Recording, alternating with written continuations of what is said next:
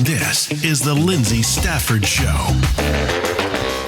Welcome back to the Lyndsay Stafford Show, brought to you by Stafford Solutions, your non-equity business partner, helping businesses to be more profitable, more efficient, and more effective. And I am here today with actually my neighbor and colleague here in the area as another business owner, Matt Dixon. Welcome, Matt. Thanks for having me. Yeah, Great to be on the show. I'm excited. I know nothing about your line of business, and so I'm so excited to learn about it. But I'm excited for your expertise to come out for our listeners because you have a lot of really exciting things that you're doing, a lot of things that you're working on. So tell us a little bit about your background and how you got into the space that you're in and what you do. Yeah, so I am a fractional CTO, and a lot of people don't know what that is. Basically, I help companies navigate technology, how to make a good technology roadmap and things like that. I got into it. My wife and I, with our young family, we were living in San Diego, and I was working at San Diego PD and San Diego Sheriff as a dispatcher. Okay. I did not like being a dispatcher. So I thought, what can I do? I was taking college classes, easy things like physics and calculus. Easy things like physics and calculus? I love physics and calculus. So physics is applied calculus, so they're the same. But I love that. But what am I going to do with that, right? So then I thought, what can I do today to improve myself tomorrow, improve my position? So I bought a book and taught myself how to code. Wow. And then I ended up landing a job in Colorado Springs in 2000. And some people don't realize the first thing I did when I got there is I bought a map of the city. Do you remember doing that? Oh, yeah. So that was my foray into tech. And then I just continued to learn. I was hungry. When I bought that book, sometimes I'd stay up till 2 a.m. and then I wake up at 6. I'm like, I was just obsessed with it. Yeah. Because it was so new at the time and people weren't really doing that. Yeah. So that's where I got into it. And then I would just try to learn everything I could about technology, about software development, design patterns, all the geeky stuff down in the weeds that no one cares about, but software developers. And then I started my own business. And I did that because I hated the red tape in being a full-time employee. I wanted to solve business problems with software. So that's kind of how I got into it. I love that. I love that story. What an interesting, so San Diego to Colorado Springs. Right. What brought you here to Nashville? Well, my wife always loves to move. Oh, really? Yeah. Y'all have lived in the same house for a while though now? Yeah, about 5 years. Yeah. So when we were in San Diego, we would move to a place where like, well, I want to move. And so we would find another house. And so we lived in Colorado Springs for a year and then we bought our first house. Okay. They'll let us buy this. This is amazing. Yeah. What a blessing it is. What an opportunity. So we bought that house and then we started outgrowing it. And then we bought a bigger house and then we bought another house in a better area. And then the last 3 houses we've owned have been in the same square footage within like 100 square feet. Oh, so that's really? kind of weird. What floor plan do you guys have? Do you know? I don't know. You didn't build it though? No. Okay. Yeah. Is it a one level? No. Or a ranch, or is it? No, it's 2 levels Okay. and it's got a basement too. So okay. Yeah. I think walkout. all the houses on our street have yeah. a walkout basement, which is so nice. Yeah, it's such a nice. game changer. Yeah. Such a game changer. Okay, that's cool. We've moved a lot too, actually, but in the neighborhood we're in, this was our second house in that neighborhood. Oh, interesting. We built in phase 2. So we both live in Falls Grove. In phase 2, we were one of the first houses. Like there were like 3 that went up at the same time, and that was 10 years ago. Oh, interesting. We lived there for like 18 months and just started building this one. Love We're like, it wasn't the right floor plan or fit for us. We didn't have a basement, no basketball hoop, things like that. But I don't love to move, but like I've now settled into, okay, we're here. It's 8 years. Like we've been in this house for a while. Right. Prior to this house, we moved every 2 years just for my career. I was always, being relocated. Yeah. New opportunities and things like that. So you love Nashville. So you want to stay here? I do. The best thing I ever did was sell my snowblower. Yes. Oh my gosh. Yes. Because our last house, we built a custom house and I thought you could just bury me in the backyard. And then we moved in. I'm like, well, it's just a house. It's a great house, but it's still just a house. It's really the people that make the big difference. Yeah. So we had the road and then a sloped driveway and snow would just collect on that low pressure point. And so it could be no snow at the road and then like 18 inches. So I almost always had to run the Not snowboard. fun. which it was kind of fun too, because it got me out of the house and away from the computer. But at the same time, I'd rather just go on a walk. Exactly. No, it's not fun. And you walk a lot too, don't you? I try to. Yeah. Yeah. So do I. It depends on the season, but a lot of my walking is on my walking pad in my office.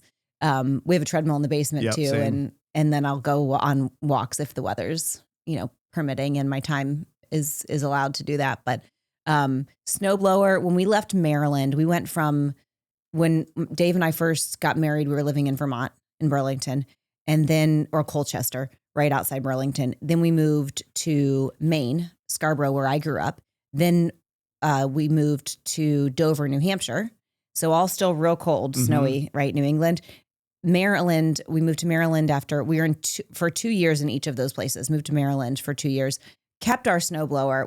When Nike moved us here, they recruited me to come here back when I was still working in corporate, and we gave everything away. It was like, Dave was so happy to give away the snowblower. Yep. We actually brought our generator here.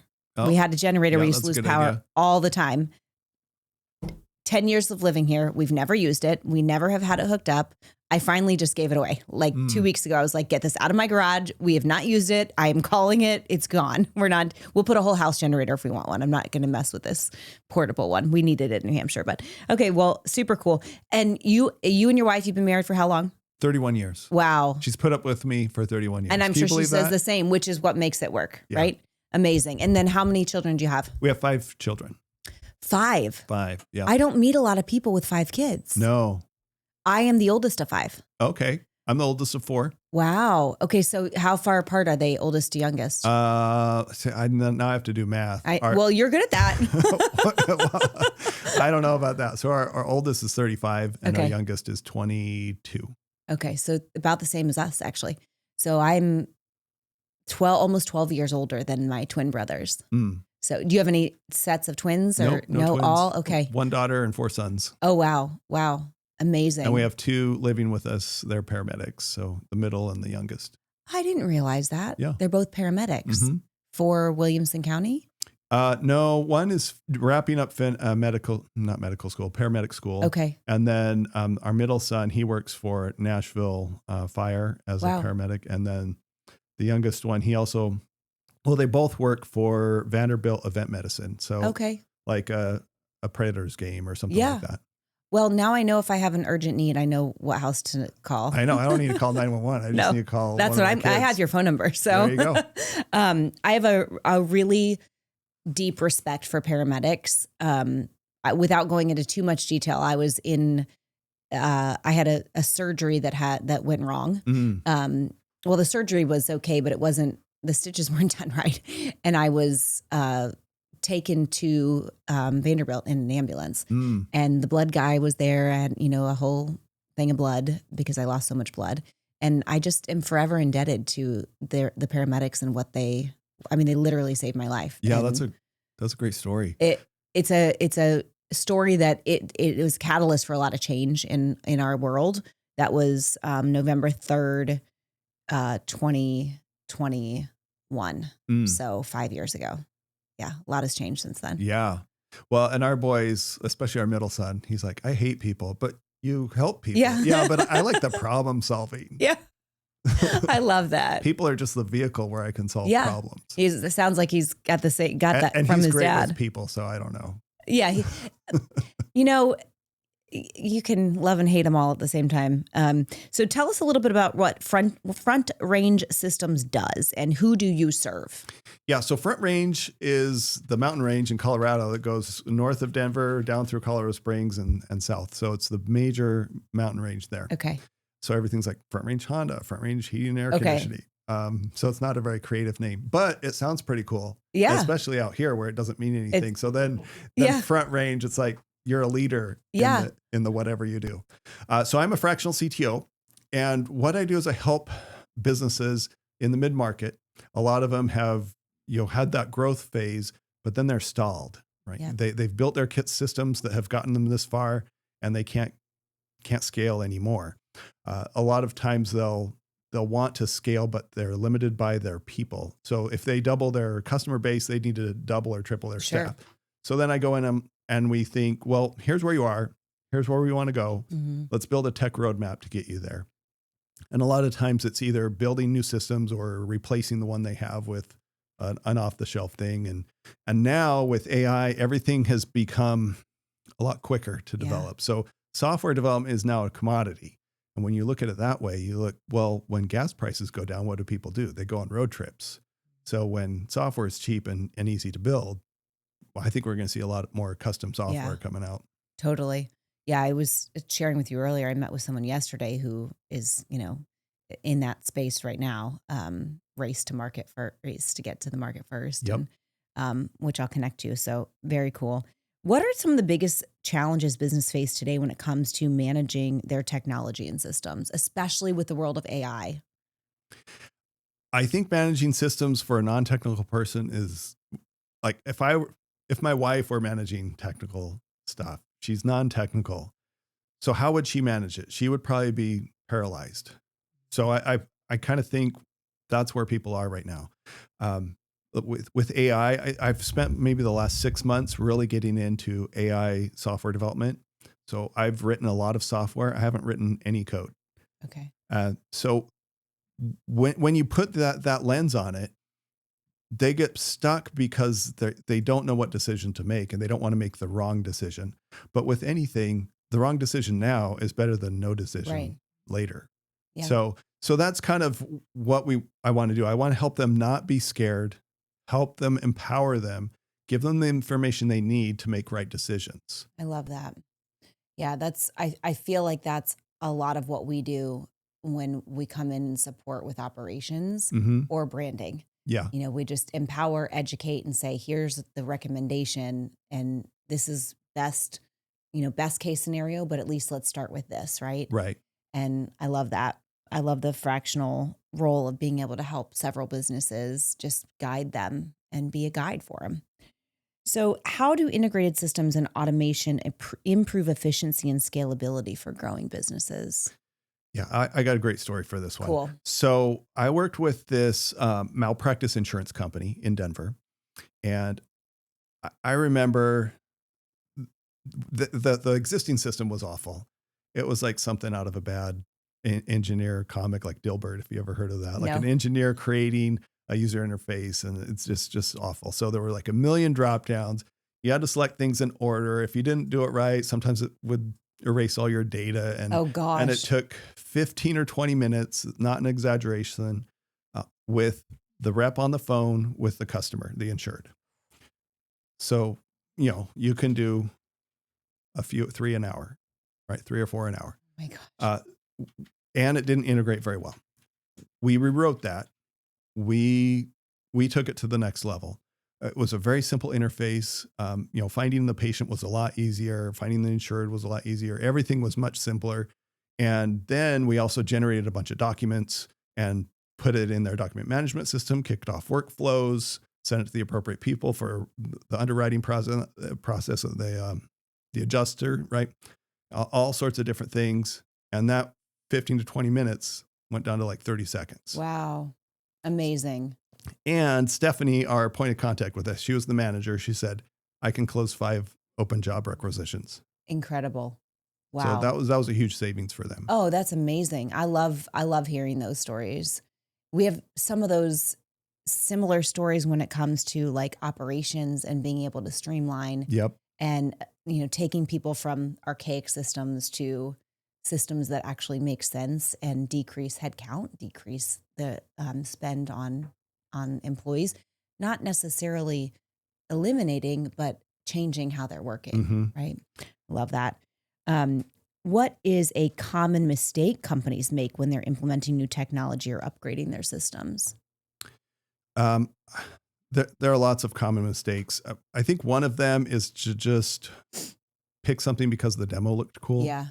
So they'll buy something for the 3% that they want that product to do instead of all the other stuff. Instead of looking for a product that fulfills 80 to 90% of what they need done. Yeah, and I think, Matt, that's so common.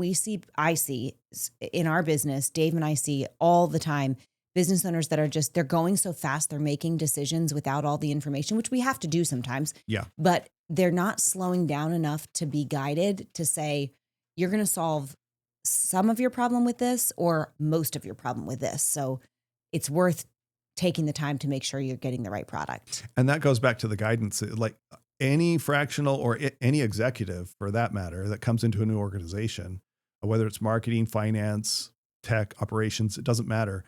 You take an assessment of where we are, you look at where we want to go, and you make a path to get there. Exactly. It's all the same. And for me, it's, I want to help them de-risk, unclog, and scale. Yeah. What is it like to work with you? So let's just say that I were to say, hey, Stafford Solutions needs your help. What's the process? The process is we would get on call, see if it's a good fit. That's the first thing.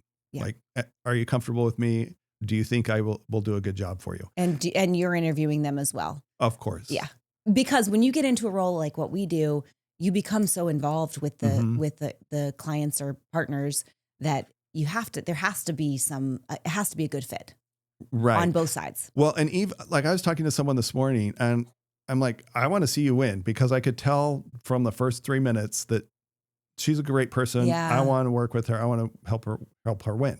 I'm probably not a good fit as a fractional CTO, but I could still help her. Yeah. Right. So that's kind of where I look at things as far as I want to work with good people. I will bend over backwards for people that are just good humans. I love that. That's how we operate too. It's about finding the right people, building relationships, and building this like network of like really good people that are just there to connect. We were talking earlier before we started recording just about always wanting to connect people. Right. And I love that. We've already said that to each other about multiple people. So after they do a meeting with you, let's say it's a good fit, what's your next step? My next step is to have another call where we dig into the problem a little bit more. And then after that, I'll put together a proposal. Yeah. And they can see, what it really looks like, put a dollar amount and the value needs to be a lot more than the dollar they're spending. Right. Yep. So we do it very similar. We have a discovery session, see if it's a good fit. Most of the time, the next step is like a longer discovery session. And we love to meet in person over lunch or coffee or something.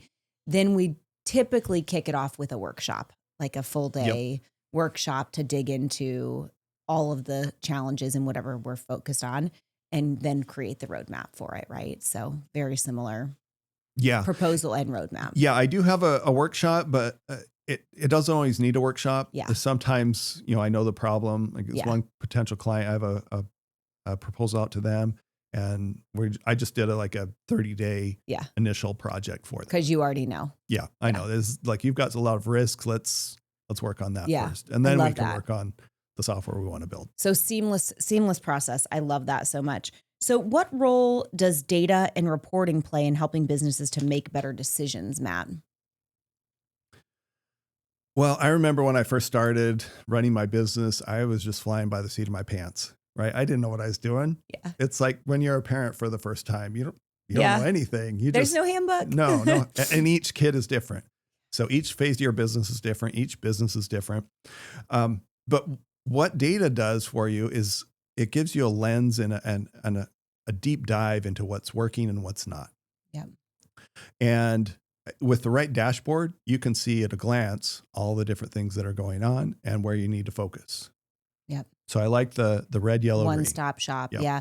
We do the same. We offer a dashboard for our branding clients where they can see all of the analytics for all the campaigns they're doing, whether it's Meta, Google, how they're showing up on online profiles, their print ads, all of it in one spot. And that is a game changer to be able to go to one spot and say, I can see everything. I can change everything online in one area is amazing. How are trends like automation, AI, and smart systems changing the way that companies operate? We talked a little bit about it, but I don't know if you want to expand anymore.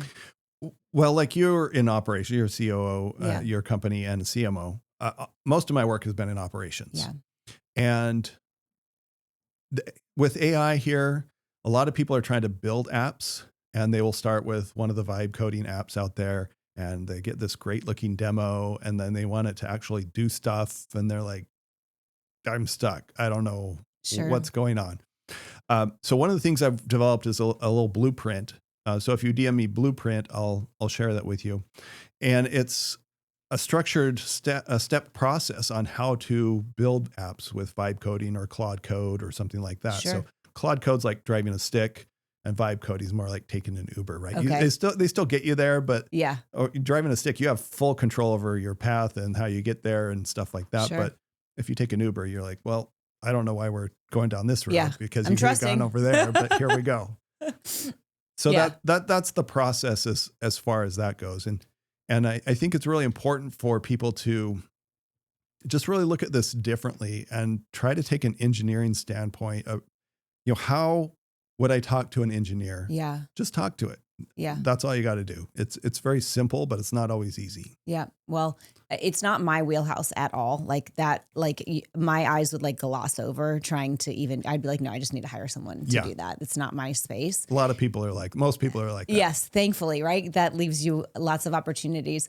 But in the space that I'm in, what I'm finding, I attended this workshop maybe a couple months ago, AI workshop intentionally, just because it's like, I know I need to know what's happening. So we're always looking for how do we stay educated and ahead so that we can help our clients be aware and be educated. And one of the guys there said that ChatGPT, this was prior to what's come out about chat in the last couple of months, I guess, and Claude's kind of taken over, but ChatGPT is like the AOL.com version of the internet. That like where it's that early in AI, there's so much growth to happen. Right. And I still see, Matt, folks that are just like, they just use chat like it's Google, like we used to use Google, and they don't understand how to use it to streamline processes and systems and things like that. And it's, AI is great. It's not going to do everything for you, but it cuts a lot of the beginning phases of research or development of things. It can save you a lot of time. But I still find that so many people are just hesitant, resistant, unaware, unwilling to learn. How do you feel about that? A couple things. First, when I use Claude, that's my daily driver. In there, I have it tell me not to agree with me all the time and act as my business coach or as my coach and push me and question what I want to do, because AI is like your yes man. Yes. It's just like, what's the least we can give this guy to shut him up and have him stop asking questions? If you look at it that way, then, it's true. And it lies. It does. I was writing some articles with AI, and it's like, oh, here's this story about this client that you never had and this thing you never did. I'm like, where did you come up with that? Oh, I made it up. Okay. Don't do that. I haven't told it, don't ever make anything up.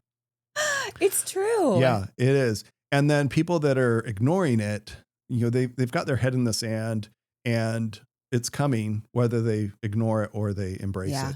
I was talking to, one of the companies I have a proposal out. One of their developers refuses to use AI to write any software. And so if you look at that, if she goes to get her next job and there are two applicants, her and someone else, one uses AI, one doesn't, who are you going to pick? Right. And why? You're going to pick the AI person because they're forward thinking. Right. It's like saying, I'm not going to use a iPhone. I'm going to use a flip phone forever. Yeah. Well, there's some rotary benefits to that too at the same time, right? My phone's always on silent. Same. I never answer it unless it's my wife or my kids. I might answer it for you. I'm going to call twice if I need you, so I know it goes through. Mine's on Do Not Disturb all the time. Yeah. And then texts are much better because I'm like, okay, I can answer this now. Well, that's just like a filter, I think, that I try to teach when I'm coaching business owners of like, you have to have your boundaries to like keep your head right. And when we're constantly answering other people's needs, we're not keeping our focus on what we're doing, our priority. We're distracted. Yeah. And it's important to be present where you are. And it's important to have boundaries with what you allow to come at you and when you allow it to come at you. Exactly. So Do Not Disturb is my best friend. In fact, I tell people when I bring on new people to the team, like, I'm not great at answering my phone. If you text me, I will get back to you. But if you need me to call you, text me and say, can you call me, please? Because if you call me, I'm not going to answer my phone. Like, just know that. Right. My kids call, I'll answer. My husband, my parents, yes, my assistant, she can get through, but most people cannot. Okay, so before we wrap up, Matt, I just want to I want to ask you, what excites you most about the future of technology and how front range systems is evolving? Well, technology is changing faster than it ever has. Like I thought there was a lot of change, in the last 20 years, but Yeah. we've had more change in the last 6 months than the previous 20 years. Yeah. Like look at the invention of the iPhone. When that came out, that was huge. Yeah. But then, phones are all the same now. Mm-hmm. It doesn't really matter. And the next version, like, It's not going to be that different.